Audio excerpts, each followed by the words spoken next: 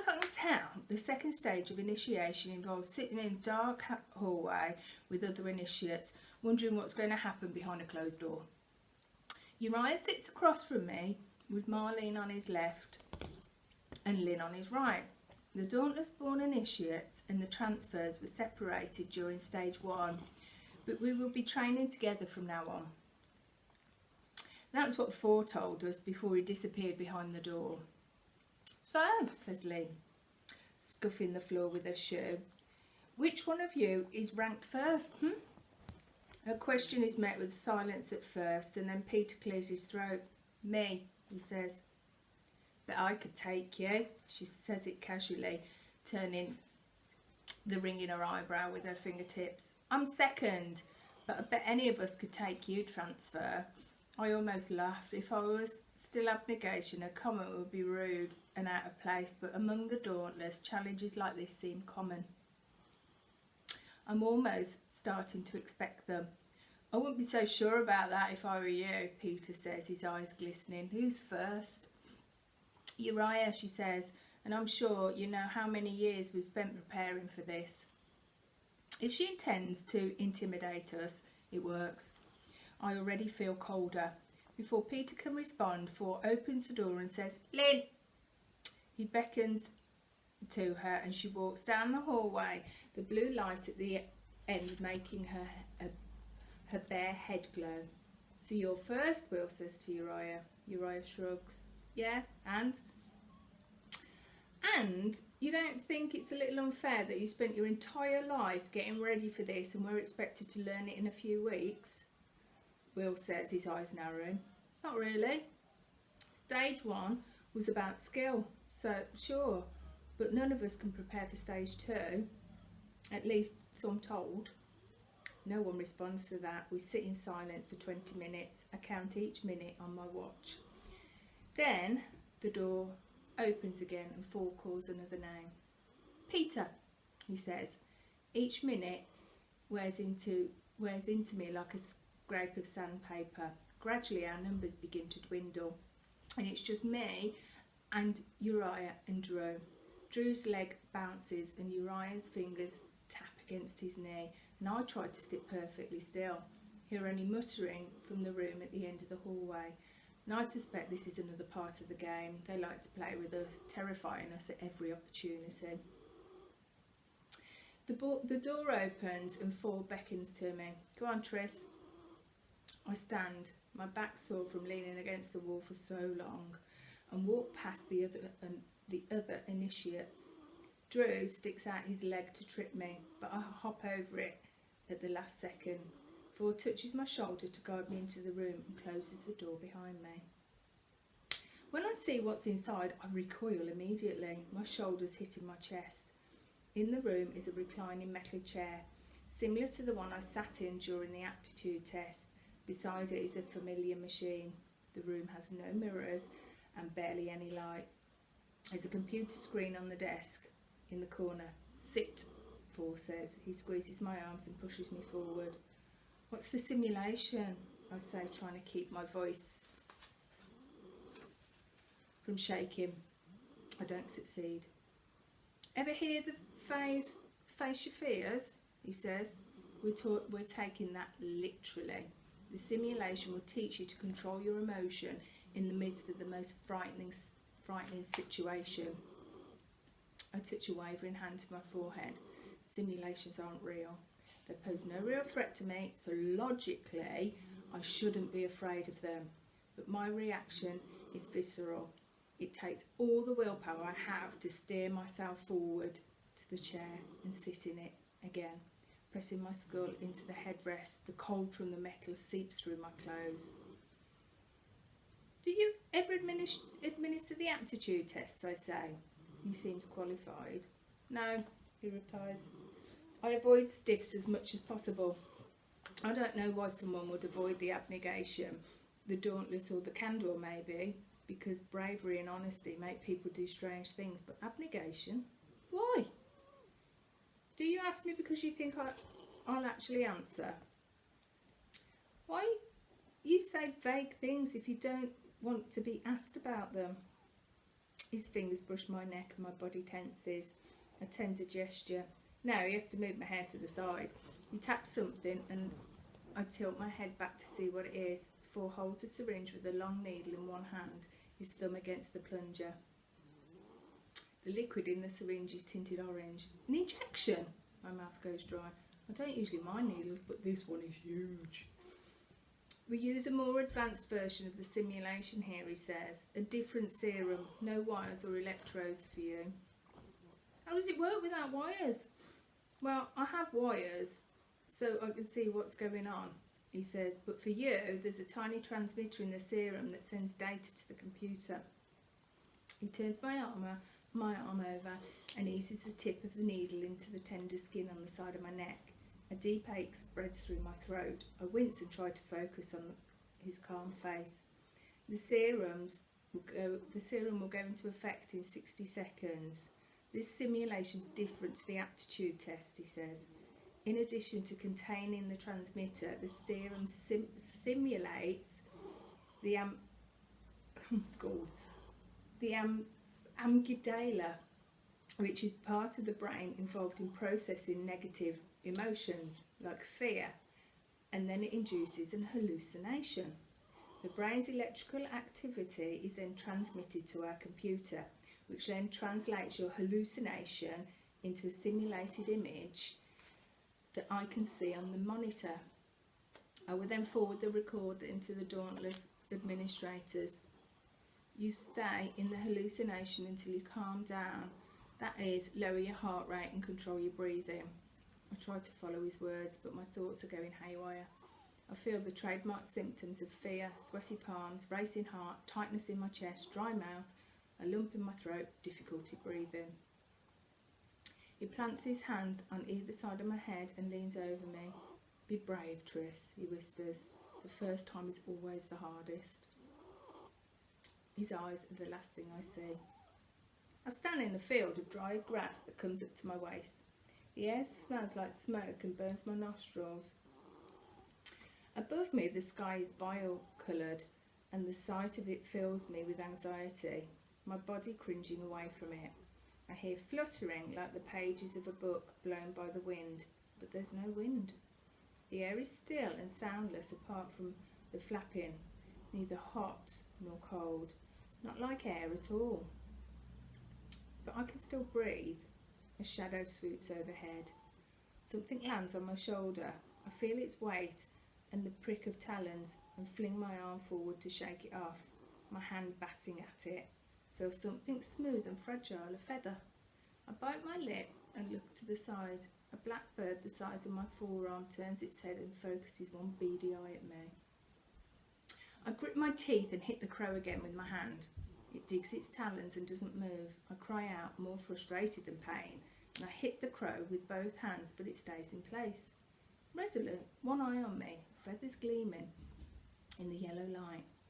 Thunder rumbles and I hear the pattern of rain on the ground, but no rain falls. The sky darkens like a cloud is passing over the sun, still cringing away from the crow. I look up, a flock of crows storms towards me, an advancing army of outstretched talons and open beaks, each one squawking, filling the air with noise. The crows descend in a single mass, diving towards the earth, hundreds of beady black eyes shining. I try to run, but my feet are firmly planted and refuse to move, like the crow on my shoulder. I scream as they surround me, feathers flapping in my ears, beaks pecking at my shoulders, talons clinging at my clothes. I scream until tears come to my eyes, my arms flailing. My hand hits solid bodies, but do nothing. There are too many, I'm alone. They nip at my fingertips and press against my body, wings sliding across the back of my neck, feet tearing at my hair. I twist and wrench and fall to the ground, covering my head with my arms. They scream against me. I feel a wiggling in the grass, a crow forcing its way under my arm. I open my eyes and it pecks at my face, its beak hitting my nose. Blood drips onto the grass and I sob, hitting it with my palm, but another crow wedges under my arm and claws stick to the front of my shirt. I'm screaming, I'm sobbing. Help! I wail, help! and the crows flap harder. A roar in my ears, my body burns, they're everywhere and I can't think, I can't breathe. I gasp for air, my mouth fills with feathers, feathers down my throat, in my lungs, replacing my blood with a dead weight. Help! I sob and scream, insensible, illogical. I'm dying, I'm dying, I'm dying. My skin sears and I'm bleeding, and the squawking is so loud in my ears are ringing. But I'm not dying. I remember this isn't real. It feels real, it feels so real. Be brave, Thor's voice screams in my memory. I cry out for him, inhaling and exhaling the feathers. Help! But there will be no help, I'm alone. You stay in the hallucination until you calm down, his voice continues, and I cough. My face is wet with tears, and another crow is wriggled under my arms, and I feel the edge of its sharp beak against my mouth. Its beak wedges past my lips and scrapes my teeth. The crow pushes its head into my mouth, and I bite hard, tasting something foul. I spit and clench my teeth to form a barrier. But now a fourth crow is pushing at my feet, and the fifth crow's pecking at my ribs. Calm down! I can't. My head throbs. Breathe. I keep my mouth closed and suck in air in my nose. It's been hours since I was alone in the field. It's been days. I push air out of my nose. My heart pounds hard in my chest. I have to slow it down. I breathe again, my face wet with tears. I sob again and force myself forward, stretching out on the grass, which prickles against my skin. I extend my arms and breathe. Crows push and prod at my sides, worming their way beneath me, and I let them. I let the flapping of their wings and the squawking and the pecking and the prodding continue, relaxing one muscle at a time, resigning myself to becoming a pecked carcass. The pain overwhelms me. I open my eyes and I'm sitting in the metal chair. I scream and hit my arms and my head and my legs to get the birds off me. But they're all gone, though I can still feel the feathers brushing the back of my neck and the talons in my shoulder and burning my skin. I moan and pull my knees to my chest, burying my face in them. A hand touches my shoulder and I fling a fist out, hitting something solid but soft. Don't touch me, I sob. It's over, Thor says. The hand shifts awkwardly over my hair, and I remember my father stroking my hair when he kissed me goodnight, my mother touching my hair when she trimmed it with scissors. I run my palms along my arms, still brushing off feathers, though I know there aren't any. Tris, I roll back and forth in the metal chair. Tris, I'm going to take you back to the dorms, okay? No, I snap. I lift my head and glare at him, though I can't see him through the blur of tears. They can't see me, not like this. Oh, calm down, he says. He rolls his eyes. I'll take you out the back door. I don't need you to. I shake my head. My body is trembling and I feel so weak. I'm not sure I can stand, but I have to try. I can't be the only one who needs to be walked back to the dorms. Even if they don't see me, they'll find out, they'll talk about me. Nonsense! He grabs my arm and hauls me out of the chair. I blink the tears from my eyes, wipe my cheeks with the heel of my hand, and let him steer me towards the door behind the computer screen. We walked down the hallway in silence. We're a few hundred yards from my room. I yanked my arm away and stopped. Why did you do that to me? I said. What was the point of that, eh? I wasn't aware that when I chose Dauntless I was signing up for weeks of torture. Did you think overcoming cowardice would be easy? He said calmly. This isn't overcoming cowardice. Cowardice is how you decide to be in real life, and in real life I'm not getting pecked to death by crows for. I press my palms to my face and sob into them. He doesn't say anything, just stands there as I cry. It only takes a few seconds to stop and wipe my face again. I want to go home, I say. But home is not an option anymore. My choices are here, or the factionless slums. He doesn't look at me with sympathy. He just looks at me. His eyes look black in the dim corridor and his mouth is set in a hard line. Learning how to think in the midst of fear, he says, is a lesson that everyone, even your stiff family, needs to learn. That's what we're trying to teach you. If you can't learn it, you'll need to get the hell out of here, because we won't want you. I'm trying, my lower lip trembles, but I failed, I'm failing. He sighs. How long do you think you spent in that hallucination, Tris? I don't know, about half an hour. 3 minutes, he replies. You got out 3 minutes faster than the other initiates. Whatever you are, you're not a failure. 3 minutes? He smiles a little. Tomorrow you'll be better at this, you'll see. Tomorrow? He touches my back and guides me towards the dormitory. I feel my fingertips through his shirt.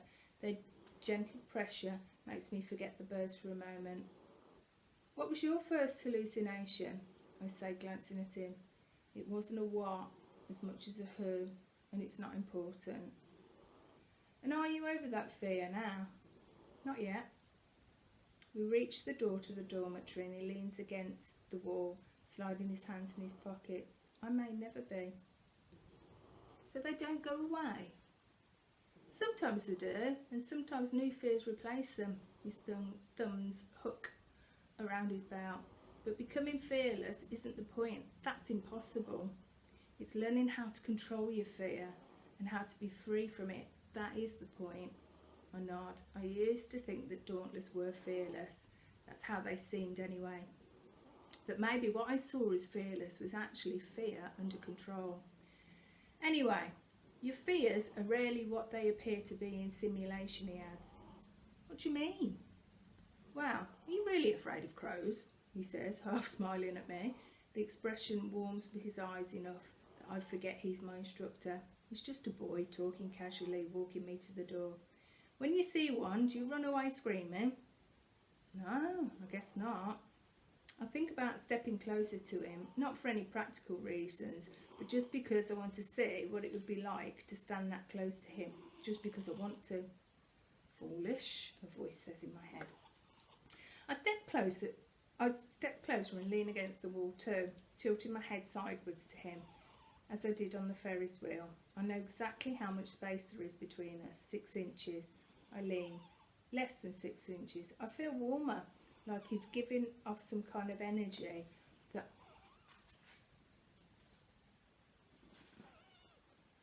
I'm only now close enough to feel. So what are you really afraid of, I say? I don't know, he says.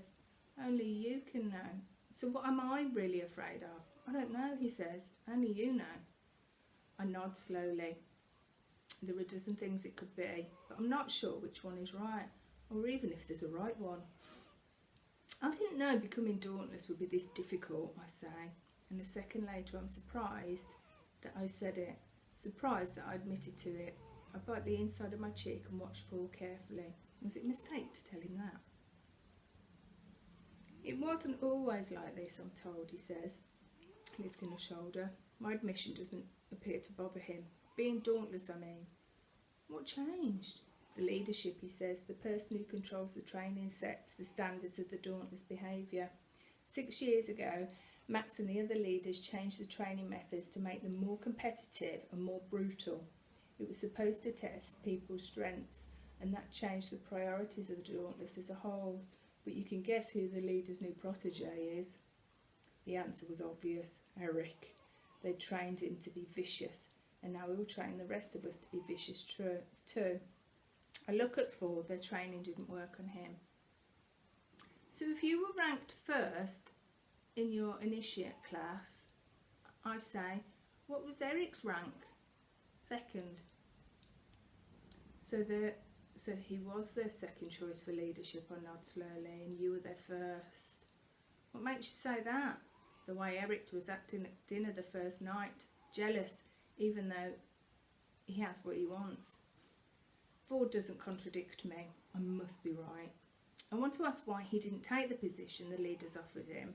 Why he's so resistant to leadership when he seems to be a natural leader. But I know how Ford feels about personal questions. I sniff, wipe my face one more time and smooth my hair. Do I look like I've been crying? I say. He leans in close, narrowing his eyes like he's inspecting my face. A smile tugs at the corner of his mouth, even closer, so we would be breathing the same air, if I could remember to breathe. No, Tris, he says. A more serious look replaces his smile. He adds, you look tough as nails.